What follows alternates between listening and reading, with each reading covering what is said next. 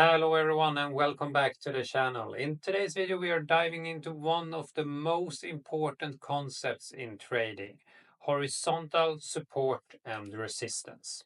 This is the first episode of my new series Mastering the Market, a 10-part series where I break down the most essential trading concepts step by step. Whenever you are a beginner or already have experience, this series will help you understand the markets better and trade with confidence. So let's jump right into it. One of the most fundamental and crucial skills a trader must master to achieve constant profitability is the ability to identify support and resistance levels. Understanding these key price areas forms the foundation of a successful trading strategy. It is one of the first and most important building blocks needed to grow and succeed in trading. We are jumping into the charts here and we have the weekly time frame on Tesla a little bit back in the history here. And what we want to start with here is to find the horizontal line in a trading view. And you may first ask yourself, what is really support and resistance? And that is simply areas where the price has reacted to in the past, and also areas where it possibly can react to again in the future. So we start to use the horizontal line here, and it's very important that we are on the higher time frames, on the weekly or the monthly time frames when we find these support and resistance zones. And it doesn't matter if you are using a trading strategy on the lower time frames, because this weekly and monthly resistance and support zones are going to be very significant even for your strategy on a lower time frame here.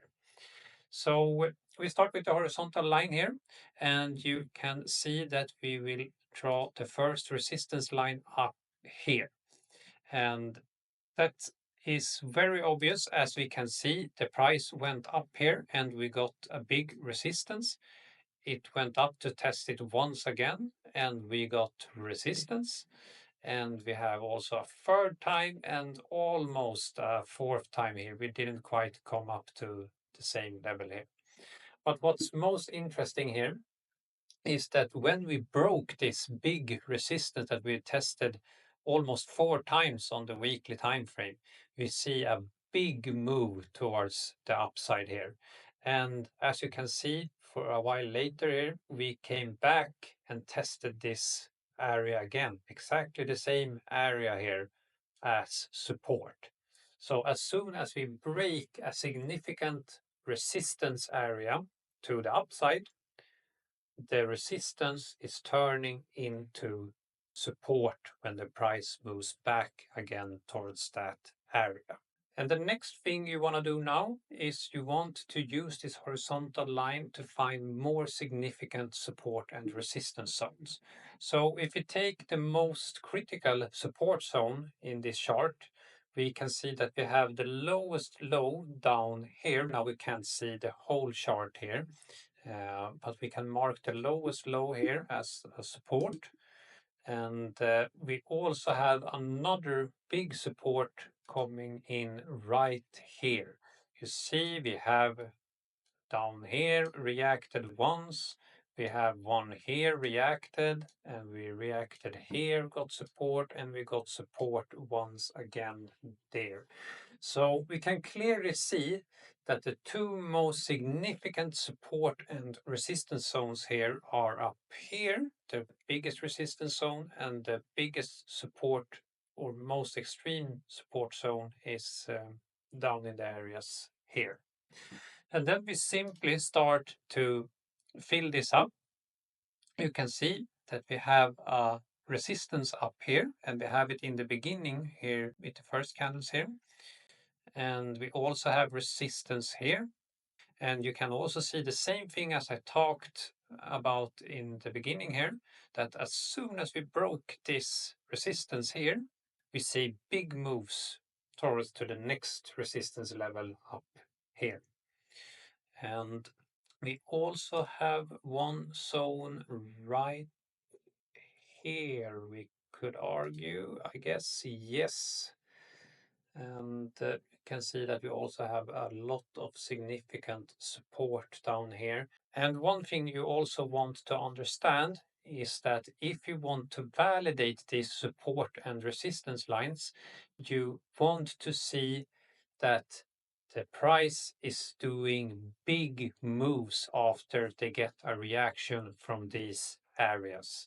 And you can simply see that these areas, everyone that we painted up here, are confirming that there are valid areas.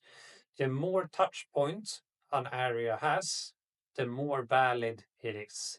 And the bigger moves that come out of these support and resistance lines, the better, the more valid the area is. And of course, I also forgot to mention, it's the same with the support as the resistance. So for example, when we break this significant support that we had in this area here at 1730, you can see that this area now is turning into resistance instead. So we went down to this support and we then went up again and tested the same area that was previously support as resistance now instead. And then you see we went down, we tested this area once again, and we broke up and we got a big move towards the upside. So why does support and resistance work? Support and resistance aren't just random lines on a chart. They work because of trader psychology. When price approaches a support level, two things happen. Sellers who have been short start closing their positions and new buyers step in. This creates buying pressure, often leading to a bounce. At resistance, it's the opposite. Buyers are taking profit and new sellers are entering the market. This is creating a selling pressure that pushes the price down. It's all about supply and demand.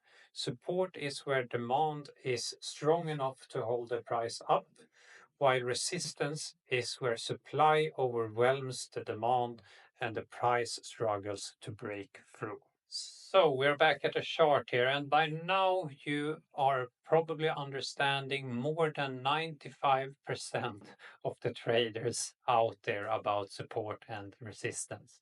And the next question I want to answer here is, how do we know if the support or the resistance is holding up? So one answer to that question is that the more times we are testing a significant support or resistance area, the more likely it is to be broken the next time it is tested. And this is also just the first video of this series, and I will go through a lot of other indicators, and also we will talk about the volume, and we will talk about how you can look at the candlesticks and volume together and determine if the price movements are strong and if we will see a bounce at a big support or resistance level. I really hope that you got some good value out of this video. And I also hope that you by now have a great understanding about how both resistance and support works. The next part of the series will be out mid next week. So make sure to subscribe to the channel and turn on notifications so you don't miss it. And also, of course, don't forget to like this video if you got some good value out of it. See you in the next one.